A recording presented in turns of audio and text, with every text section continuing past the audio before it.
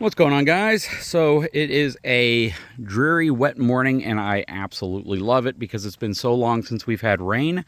We are going to put this new debris bucket to work. If you didn't watch the videos on this thing, I tasked my good friend who is the welder to build a debris bucket. I drew up the plans. I went into CAD and I drew up a really cool plan of how we could cut it all out of one single sheet of 4x8 3/16 inch steel, and then reinforce it with angle iron, and then reinforce the bottom lip with 1/4 inch thick steel, and then attach a really cool skid steer quick connect bracket on the back that also has its own 1/4 inch steel back plate to it. And this is not going to be used for lifting a lot of dirt.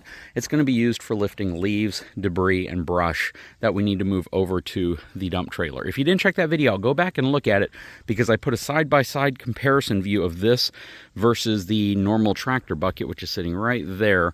And this is probably 3 to 4 times more capacity than that bucket. And it is not terribly heavy because we did it out of one sheet and it's all 3/16 inch instead of 1/4 inch, which would have added a tremendous amount of weight had we gone 1/4 inch.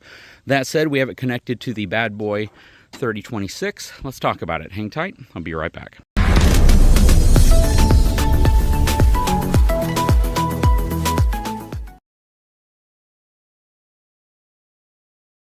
Okay, so what I essentially do is I connect to my Gen Y hitch back here. This is that snap latch coupler. This thing is really convenient. That works incredibly well, and I've moved a lot of my trailers to that specific coupler versus some of the other ones that I have. They all are through my channel sponsor, eTrailer.com, and what's really nice about it is I get an opportunity to really see over time which ones I grow to appreciate more, and I really like that snap latch coupler. It comes in really handy, especially whenever you uncouple and you need to back up to it and just be able to hook to the front of the trailer. It snaps back in place and you're good to go.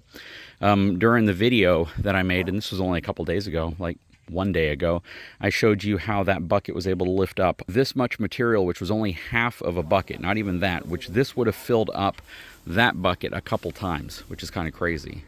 And we have it in our really compact 10-foot Texas Pride mini dump trailer. This I did a lot of content on, and the folks over at Texas Pride make a trailer. Well, they made this trailer, but they make a trailer that's very similar to it. The only real difference here is that this one has an end dump. And I started trying to figure out why they don't put end dumps on something like this and why they usually will use a scissor or a dual ram system underneath here. And what they told me essentially is when you put this on, you get occasional complaints that it's so slow to dump with the telescopic end dump. And I'm starting to realize that I don't need this type of capacity on a trailer this small. Even if I had this thing loaded to the very top with dirt, the dual ram system would probably function easily as well as this because of the relatively low capacity, but it's also going to operate significantly faster, like 2 to 3 times faster in terms of dumping. And that's the only challenge you really have with this end dump telescopic system is the fact that it raises very slow and it lowers very slow.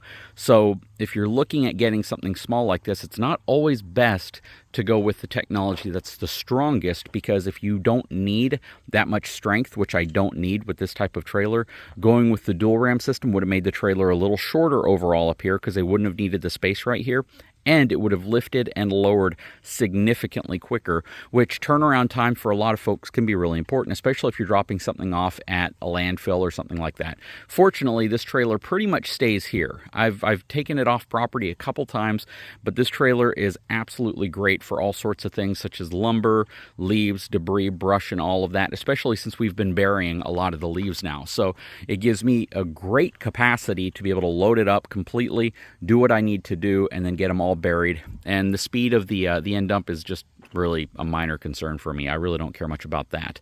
Other than that, though, the trailer is phenomenal and it's held up really well. That, coupled with the new bucket we have up here, should really make quick time of gathering leaves and things, which we're going to find out here in a second.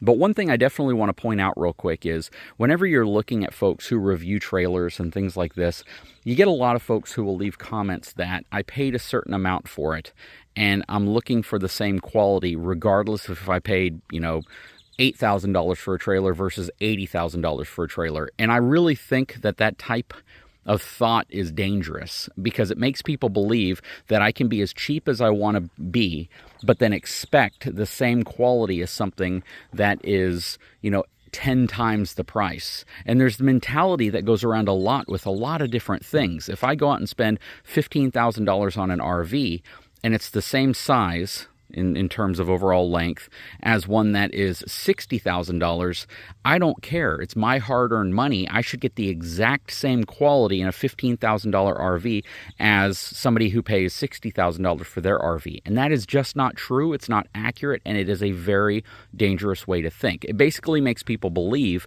that if I'm being cheap, inexpensive, I don't have the money to spend, that I should get the exact same quality as somebody who's saving up more or spending more on something that is more expensive because they're paying for that higher quality. And the reason why I make that comparison to like a trailer like this is not that this is built bad at all, not that there's huge quality concerns, but there are the occasional areas where you're going to see steel rusting. You might see little things that you're like, man, I wish they could have painted that a little better, or just sanded it down and painted it a little better.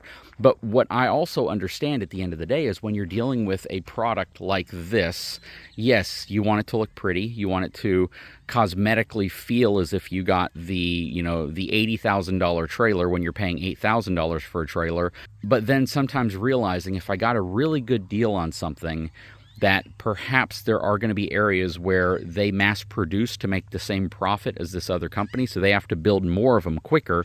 And in some of those cases, you might miss a couple little spots that might be normally touched up with a small rattle can of paint, or with, a little bit more attention to where things are being painted. And that's just something that applies to just about anything. Anyways, I just wanted to point that out before we start scooping up leaves. And yeah, we're going to get to it.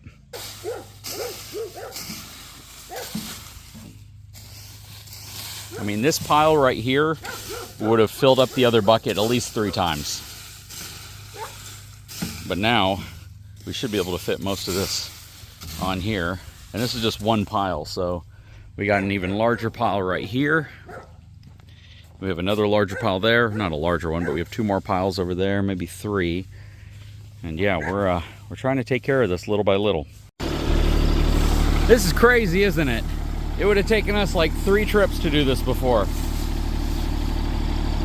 And we haven't even filled it up completely yet. Anyways, we're gonna run this one over to the dump trailer. Man, this is impressive. Getting some rain now.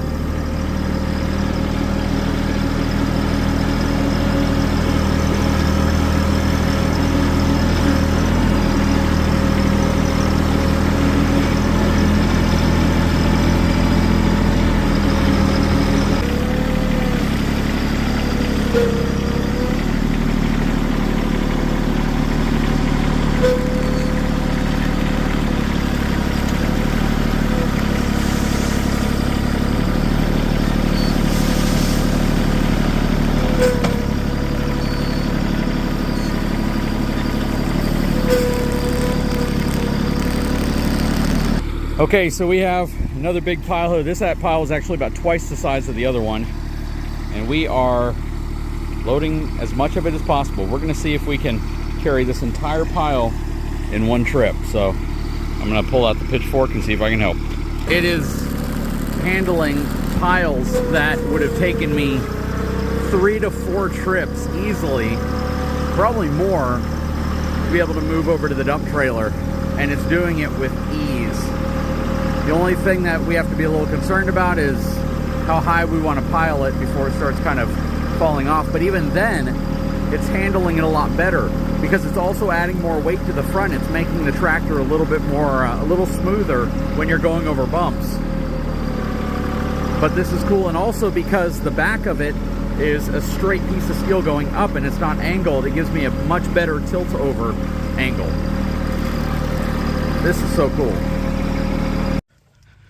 So I got to show you this real quick. And again, this may be underwhelming to some people, but it sure is cool to me. So what you see in here is one load, one full load, plus, actually this isn't even a full load. This was less than a full load. What's in here is actually a full load. This was probably 3/4 of a load, and this right here was less than half of a load. And it's filling up the trailer so quickly. It is just such a great tool to have. And yeah, if you guys are interested in something like this, let me know, because I actually am going to work with my buddy, and we're going to see if we can make more of these. Let's get it dumped.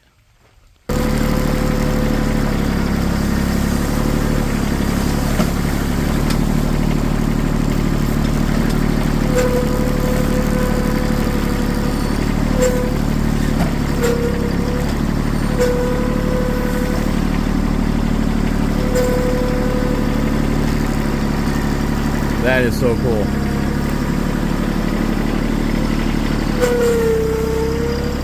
Again, we have probably filled this thing up 3/4 full with 2.5 passes. That's absolutely insane. Yep, actually started coming down quite a bit harder, so we're going to go ahead and wrap this video up. Definitely a very, very cool attachment for the front of the tractor, and it's going to make short work of these mounds and mounds and mounds of leaves that will eventually turn into mounds out here on the property, because we have a few hills. You can see them off there in the corner, but we need more. Anyways, guys, sure hope you enjoyed this video. If you haven't had a chance, please take a moment, subscribe to the channel, give me a thumbs up, and we'll talk to you again very soon.